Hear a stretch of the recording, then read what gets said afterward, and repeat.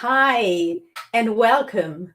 Welcome to a place where everything that you've ever dreamt about that will give you amazing, robust healing will now come true for you. Welcome. Oh my God, something happened to it didn't come on. The light just went out. Something happened to oh my God, something happened to the plug. It just went off.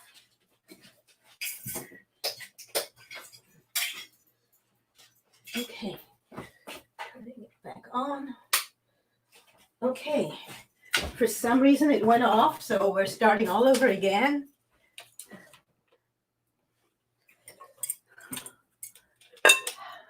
Hi, and welcome. Welcome again to Elegantly Raw, from which we will today explore all the many different ways, all the ways in which you can be raw and vegan in the winter and thrive. Yes, thrive. Today we are saluting the kelp noodles. We're saluting mustard greens. We are also saluting all the different fruits in nature that will help to bring us through the winter. Welcome.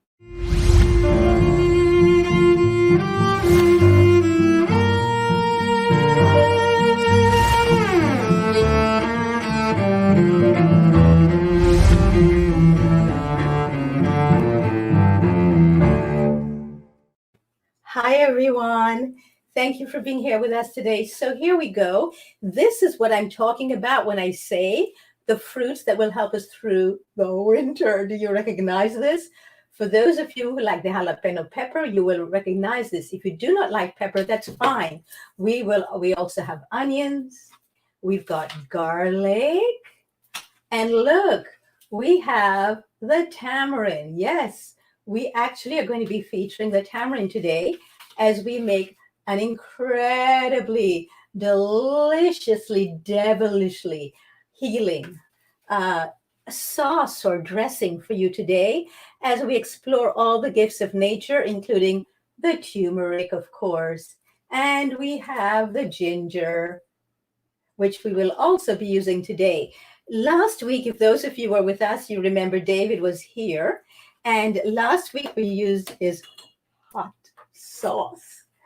So the difference with this hot sauce and all other hot sauces, this has not been launched yet, but it will be launched this month. Welcome to the month of November. This is the hot sauce he'll be launching this month. And this hot sauce actually is a healing. Can you imagine the word healing and hot sauce going together? Because this has adaptogens in it. And those of you who've studied Ayurveda or know anything about Ayurveda knows extremely important adaptogens are. For those of you who do not like hot sauce, for the winter you can use this. This is called the cooler. And this one will take the place of the hot sauce, but also with enough adaptogens in it and enough healing turmeric and ginger and everything else that we need to help heal us through our raw vegan winter. So let's get to it, shall we? As we bring on the mighty blender and we start making the dressing. So here I already have a concoction with water, Shiitake seaweed, and also dulse seaweed. This is the dulse. And here's the Shiitake seaweed that we use in here and put it together with water. And what I do is I make a big bowl of this and I keep it it's an umami base for salad dressings, for soups, for just about anything for which I need more umami taste or flavor or healing. Because we can do umami and healing at the same time. We don't have to decide which one we need to do. We can do both. So now some of you will be wondering, why are you using the tamarind when I can't find any? Yes, most places you can. It depends on where you live, but you need to ask for it. And what you do, you just break open the tamarind like this, and that will reveal the beautiful fruit inside. So did you hear that? That's the tamarind saying, hello, I am here for you, and you need to be here for me as well. So do you see this is what it looks like? You then will take the tamarind seed out. You can also remove the string here. Here's the string. See what I'm doing here? And you can actually open the whole thing like this too if you want. And then you got to get the seeds out. And the seeds are very big, by the way. Once you get the seeds out, you're left with the flesh of the tamarind. So let's get the seed out of this one first. Here we go. Can you see that? That's a big seed, isn't it? So we will say thank you to the tamarind. And what you do is you put it into a mortar and a pestle, and you use the mortar and pestle, and you actually use that by pounding it to make sure that, and you put some liquid in as well. So depending what you have, you can put water if you need. And you just pound this until you get it to be this wet and this sauce. So I'm going to be putting this into the blender as well. Here we go. You see it's quite liquidy now. I hope you can see that. And this is going to give it the taste of tart or sour. Now, some tamarinds are quite sweet as well, and some are tart and sour. This one happens to be a bit of both, actually. See that? Oh my goodness, the smell of this, the aroma is so intoxicating to me. Oh my goodness, I wish you were here. But then you are here partially anyway. So then we're going to be using the sauce, the fire tonic, for the dressing. So I'm shaking it up first. The fire tonic, that was David's fire tonic. That if you want to go back and see the show next week, I suggest you do, because you'll learn so much about what he did with this. So this one is the original one. Again, the sense in here. Oops, that was the pepper, the cayenne pepper. So there's cayenne pepper in there. You can see the red here, the cayenne pepper. And there's turmeric and a whole bunch of Ayurvedic herbs in there as well. And then I happen to love dill. Oh my gosh, I cannot get enough dill. So I'm going to put just the base here. I'm going to cut this off. And I'm going to put that in the dressing. Don't overpower it with any one thing. Make sure you do not overdo. I'm going to use the tomato. Isn't this still a beautiful tomato? This late in the season, I'm surprised. These are the last tomatoes for the season. And we're going to put this in there. Now, because we're using a powerful blender, I don't have to cut it very small. I can just cut it as big as I want to. Look at all of that dripping richness and juiciness in there. And I don't want to put too much of that. I'm going to also use this stunningly beautiful red bell pepper. Remember, your fruits need to be ripe. So the bell pepper must be red. So must the actual jalapeno pepper. That also needs to be red as well, because you want all your fruits ripe. And so I'm going to cut this. I'm going to put just a small amount. It depends on exactly what I'm going for, what kind of flavoring I'm going for. I am now placing this in the blender as well. I am not going to put any of these beautiful onions or garlic, because they're all in the tonic as already. Now, if it's pretty cold and it's freezing and you say, oh, I need something hotter than what she's making, here is the beautiful, stunning hot sauce. Now, be careful how much you put, because however much you put is what you will get out of it. Now, I also have here this beautiful, stunning purple onion. And that I will actually put in the actual salad itself. So actually, this is a simple dressing. It's ready to go, all because I'm using this. If I were not using this, then it would be different. So this particular one here is the nectar. If you want it sweeter, you want some sweet in here, I would use the fire tonic nectar, this one, instead of the one I used, which was the original. So it all depends on what flavoring that you are looking for from the nectar. So I'm going to close this up now. And you see already I'm almost finished here. So I'm just going to put on the blender and we're going to...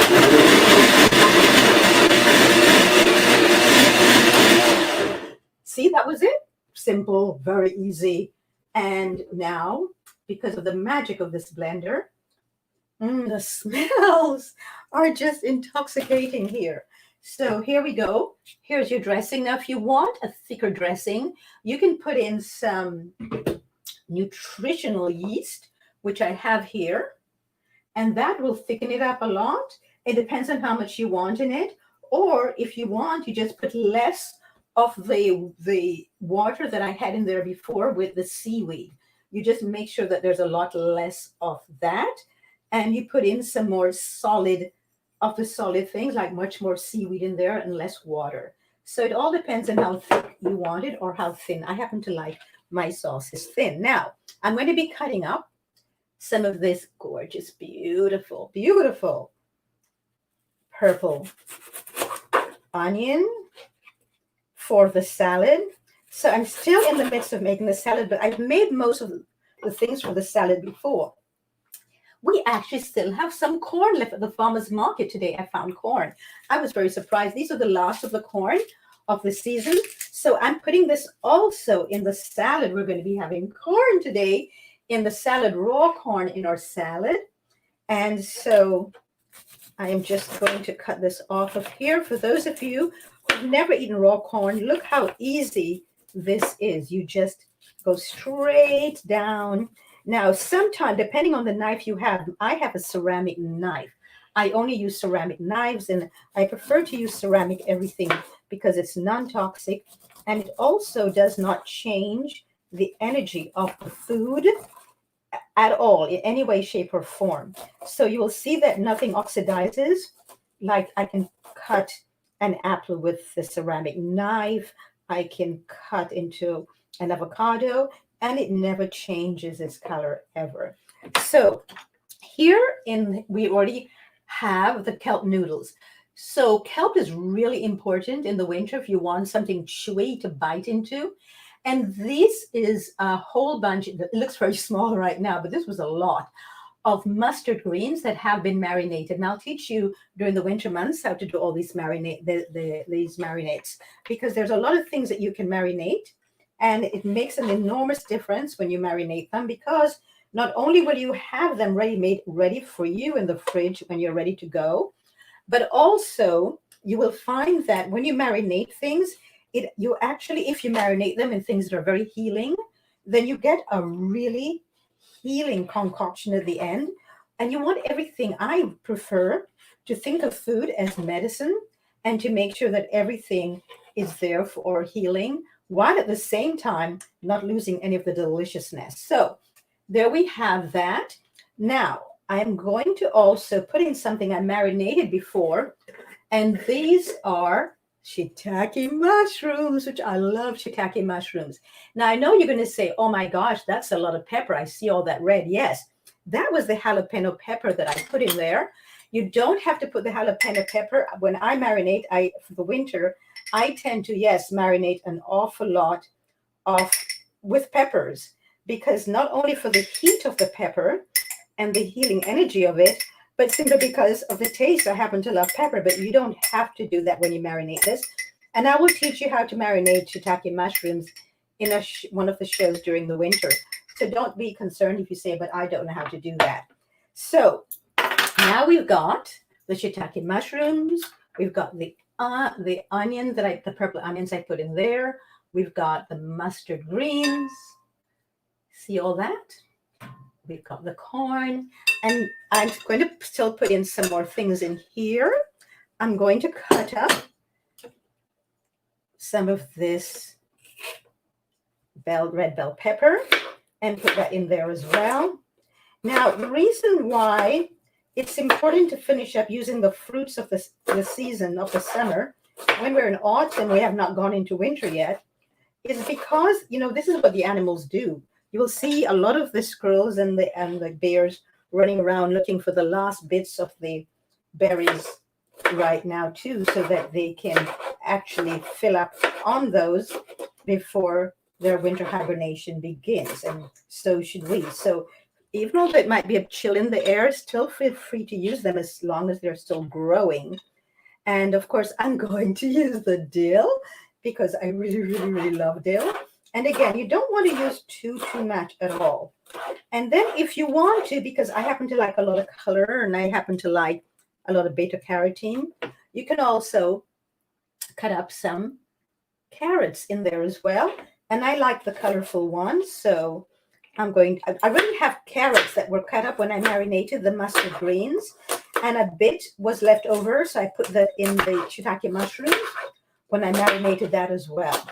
So these are some carrots that I'm putting in there now.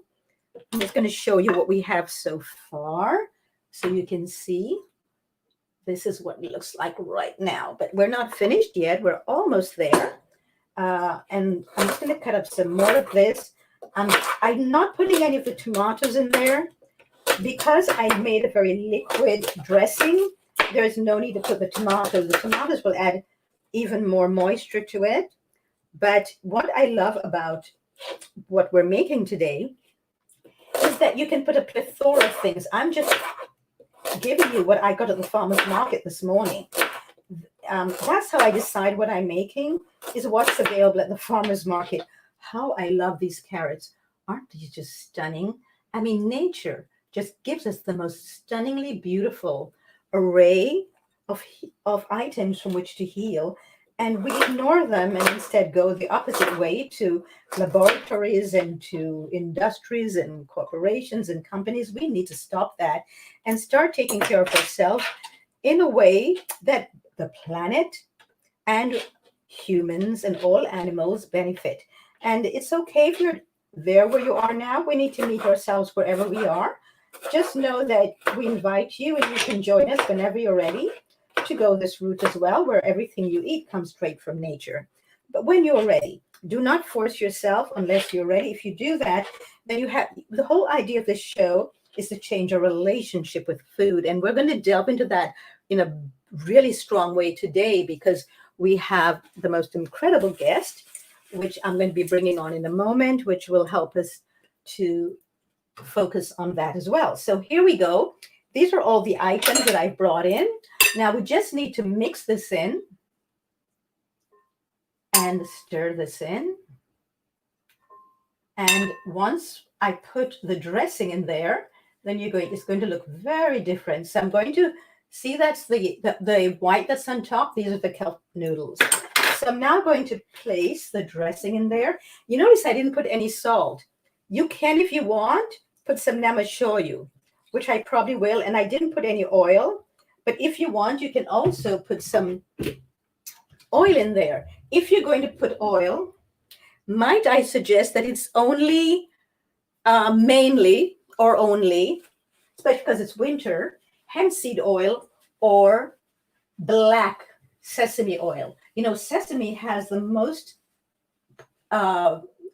calcium of all of the foods that we have available from nature. So definitely use that. So you can put some oil if you want. I prefer not to, but that doesn't mean that you cannot. So now what I'm going to do, since we didn't use any oil, you could, if you want to, put some namashoyu there now, or you could use this lemon pepper from Selena Naturally, which I like to use because it does have the lemon in it. And there's just so much that we can do. So I'm going to do that. And I'm going to start mixing this around while we bringing our guest, our very special guest, which is Rachel. Rachel, welcome from Canada. Hi, thank you so much for having me. So Rachel, let us know what's going on with our food supply and what we need to be aware of and concerned about, because I find that one of the problems with our food supply is that we are absent from it. Absolutely. We've become so disconnected with our food supply. And I was having this conversation recently where we oftentimes have this idea of fast food, easy food, go through the drive-through, and we've lost the connection of where our food is coming from, the impacts on soil, nature all around us, because food is nature too, and we oftentimes don't think about it like that. And now in the age of this industrialized world where we are seeing GMOs and pesticides and herbicides being approved all the time at the expense of our own health and at the expense of the environment, we need to start looking out for those things and understanding that integral and really needed connection with nature and with our food.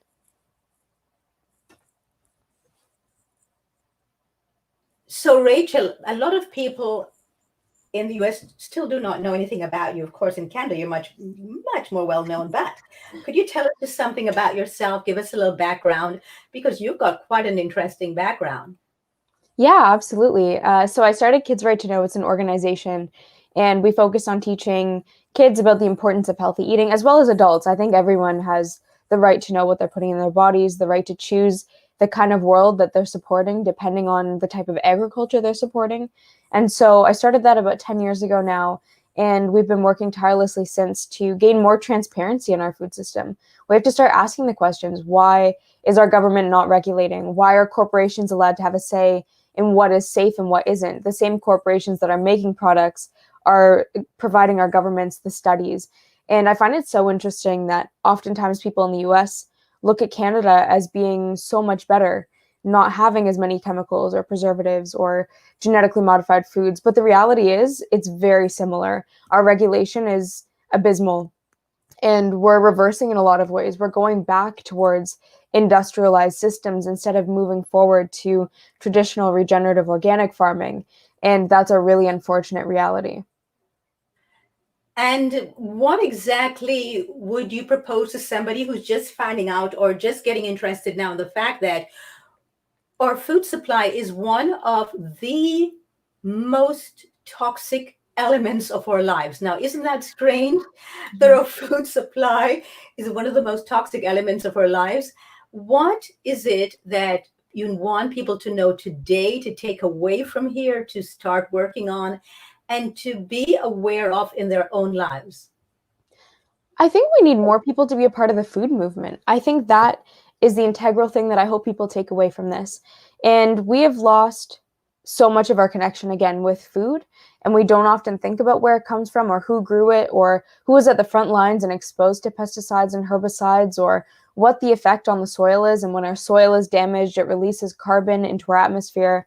When we look at food, we look at it as something to fill ourselves up so that we're not hungry anymore. And that's the wrong way of looking at it. Food is meant to be nutrition. It's meant to help your body. It's meant to be our medicine. As you mentioned earlier, food is medicine. And we've stopped looking at it that way. It's become a convenience, a necessity, something that's easy. And that's not what it should be anymore. And so we have to start to change the perspective that we have on food and start to understand that we are connected to it. We are what we eat, after all. And we need more people involved, because this food movement of trying to reduce pesticides, of trying to have healthier food, should include everyone. At the end of the day, the work that we're doing is to make sure that everyone has access to healthy food. Everyone is able to avoid exposure to toxic chemicals. We're trying to make sure that everyone can live in a healthy, wonderful planet that is not being plagued by climate change, because food is such a huge part of the climate crisis. We're trying to make sure that we're preserving biodiversity, that we're not polluting lakes and oceans and rivers with toxic chemicals and fertilizers that are creating algae blooms that we're seeing all the time. We're trying to protect fish. We're trying to protect bees and butterflies. So every environmental issue that you could possibly think of is 100% related to our food in some way or the other. And that's why we need people involved, because if you care about the environment, if you care about human rights, if you care about the world that you're going to be leaving for any generation yet to come, then you need to be involved in the food movement. However, most people actually do not have any clue about any of this. And I have spoken to people who, when I was giving talks and when I was doing book tours, and they've said to me, "Oh, but if the government allows it, I'm sure it's okay." I don't think there's anything to be concerned about. How would you respond to such an answer? Well, I think we do have this mentality that our government is out to protect us, but we tend to forget that our government, for instance, has known about climate change since the 70s. They never did anything. Our government has known about the effects of glyphosate and dicamba, and still they're on the shelves, they're on the markets. Our food is being sprayed with them. They've had access to the Monsanto trials and the Monsanto papers, and all of these different forms of evidence that show that our food system is broken. It is 100% broken. They have the statistics, they have the ideas. But when you start to incorporate corporate lobbying, that's when things change. And we have to understand that our government, of course, to an extent, is maybe trying to protect us. But when it comes to regulation, there is not enough there. There's not enough manpower. And there are too many corporations influencing the books. And so unless we get the issue of corporate lobbying out of the way, our government is not going to be protecting us because they're protecting the profits and the industry. And that's an unfortunate part about our government that I think is really sad, is the fact that we've continued to put economy over everything else. And that includes poisoning people because it's profitable. And the Canadian government and US government is always trying to make sure that the economy is good and that they're competitors for the rest of the world. But when we start to put that above children's health, above pollinators, above biodiversity, above, every living being on this planet, then we know there's a real problem. And also, one of the problems I think is that we feed this to our children without any kind of honesty of the harm we're doing to them. We just go, we buy these ingredients, and we never stop to think of what is in the soil for this. What water was used there? Were there pesticides and herbicides and fungicides in here? We just presume that because a corporation sells it, then the corporation is an almighty power who's only out there for our own vested interest. What would you say to parents who are not aware of this or do not have any clue about any of this, and how can they start to address this on a much more conscious level? Yeah, I think it's important to be addressed. And I also think it's important to recognize at this point in time, not everyone even has access to healthy food. And that's a real issue that has to be addressed too. Why has our government allowed specific communities to not have access to food? Everyone should have access to healthy, clean, affordable food. And I think in a lot of ways, industrialized agriculture has spiked the price of healthy food because they've made unhealthy food a commodity and it's easy and people like it because it's addictive. Food like that is genuinely addictive for your brain and your body. And so what I'd say to parents is take a look in your pantry. Look for ingredients because you may not even realize that the ingredients that we are talking about are in foods that you are eating every single day. Take a look at the baby formula you're feeding your children if you have to use formula. And take a look at the fact that it contains GMOs, it contains toxic preservatives, it contains modified foods. And so I encourage you to just read the ingredients and use that as a start, because at the end of the day, we all need education. I didn't find out about any of this stuff without hearing about somebody else speaking about it. And we need to start to learn as we go. I think our food has been something that's been hidden from us for so long. We've never really questioned it to the extent that we should be questioning it because we assume that it's safe and that it's just food and it should be fine. But we need to start to begin that process of asking where it came from, what's in this food, why is it that you're allowed to use these ingredients even though they're toxic, and what are the effects that it's having on me. So look out for corn, canola, soy, sugar from sugar beet, and those are going to be the main 4 that are in your processed foods. And so anything from baby formula to the cereals that you're eating. And then from there, you'll understand, first of all, what ingredients are wrong, or not necessarily wrong, but what could be improved. And then the next step from there is learning about pesticides and herbicides, which I think are fascinating, and start reading about the 70 crops that are sprayed with glyphosate. And glyphosate is considered a probable carcinogen by the WHO and has been linked to various issues. And so once you start to learn about the broader implications of our food system, from GMOs to herbicides to pesticides, you start to want to change because you don't want to be a part of that system anymore. And I think it just comes one step at a time. No one is saying you have to change overnight, but if we can all make little steps, if we can all make one change every so often or find a new alternative, then we're contributing not only to better health for ourselves, but better health for the environment. You mentioned the WHO. And the WHO, for those who do not know, is the World Health Organization. And one of my suggestions is that you all begin to follow the WHO. Start looking at their websites, subscribe to them, get to know everything that they're talking about and everything that they are investigating. Because if you don't also put on your own little sleuth and private eye outfit and start going and looking for yourself, you'll never know. And unfortunately, we all are so we're having illnesses that are so many illnesses that I'm unable to keep up with all the different names.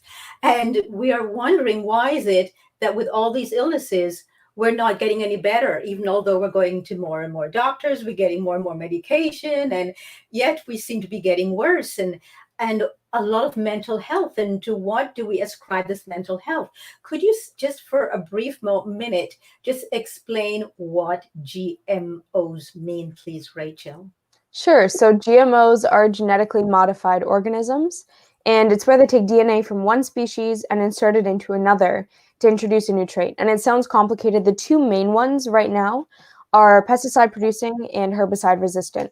So to simplify things, pesticide producing is where they take a toxin, primarily BT at the moment, and insert it into the seed. And that way, when it grows and a bug tries to eat it, its stomach will be poked with ulcers and it will die. And on the other hand, we have herbicide resistant, where these seeds are being basically engineered to be resistant to a herbicide. And so this is beneficial for corporations at the end of the day, because let's say you plant a crop of herbicide resistant seeds, let's say corn or soy, and there starts to be weeds all around. A farmer can then go and spray as much as they want of the herbicide, primarily Roundup, and it won't affect the plants that they planted, but all of the weeds will die. But the problem is this creates this monoculture idea that you can only have one plant, first of all, but that we are contaminating the soil and water systems. Those pesticides and herbicides, they don't just stay there on the surface level of our soil. They're going down into our water systems. Glyphosate and Roundup are being found in rainwater, in lakes, in rivers, is being found in women's breast milk. Like this is beyond a singular issue. We have to start looking at the interconnectedness between ourselves and all of nature, because there isn't just one effect. Everything is a ripple effect. And when you change one living ecosystem in an organism or in an environment, everything else changes as well. And that's the problem with GMOs, just to explain very quickly. Because these corporations are owning and patenting seeds, they therefore have ownership rights. So let's say a farmer next door is not growing GMOs and their plants decide to cross-pollinate, because that's what happens in nature with bees, with wind, things cross-pollinate. And that farmer that wasn't growing GMOs could now be sued for patent infringement because they have patented seeds on their property. They had never grown them, but because of nature, because of cross-pollination, that naturally occurs. And that's where the danger becomes in terms of new GMOs now, where they're gene editing and experimenting on so many different varieties of fruits and vegetables that could be released very soon in the near future. And I have an article coming out about this, so I'll let you know when that's out and maybe we can send it out to people. But to explain more, this is really a threat to biodiversity. We are contaminating and putting out genetic pollution basically into nature that cannot be recalled.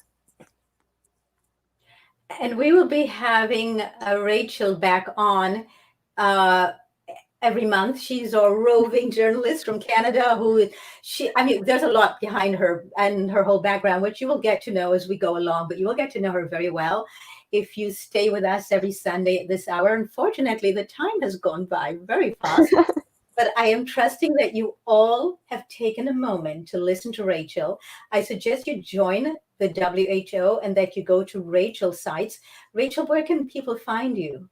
So for social media, feel free to follow me on Twitter. It's at Rachel's News. Instagram is the same, at Rachel's News. And then for Facebook, you can find me there, as well as our organization page, which is Kids Right to Know. And our website is kidsrighttoknow.org and genearth.org. Well, Rachel, I'm so glad that you are here today.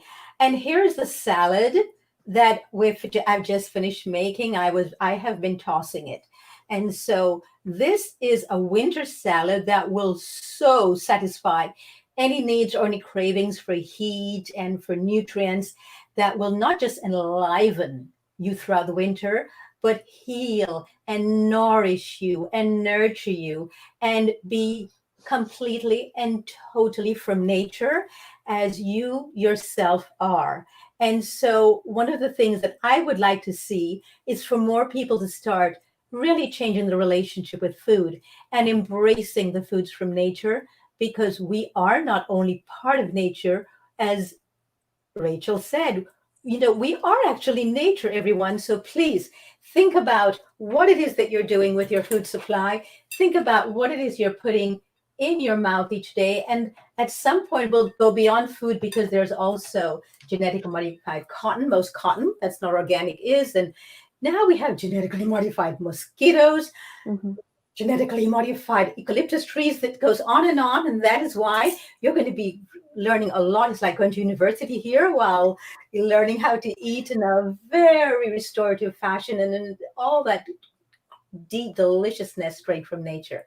Rachel, thank you so much. Thank you. I really appreciate it. We'll talk soon. Yes, we will be delving deeper and deeper how to change our relationship with food. And the first thing we need to do is to educate ourselves. So until next time, this is Doreet on behalf of Rachel and the Elegantly Raw show, saying until next week. And by the way, next week you've got to tune in, especially if you want to be part of the contest we're having. We're actually having someone from Veg World magazine here. She's the editor, and Kathy, is like a sculptress when it comes to food. And she's going to be making, now this will be a cooked food that she makes that is like an incredible sculpture. And the contest is for those of you who would like to learn more about raw, or who are raw, or who are chefs, to then create it, the raw version of it.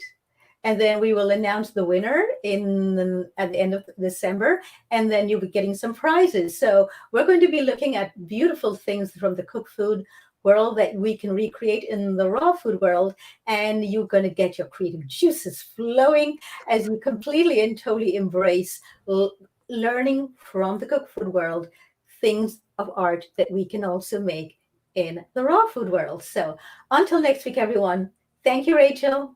Bye. Thank you. Thanks, everyone.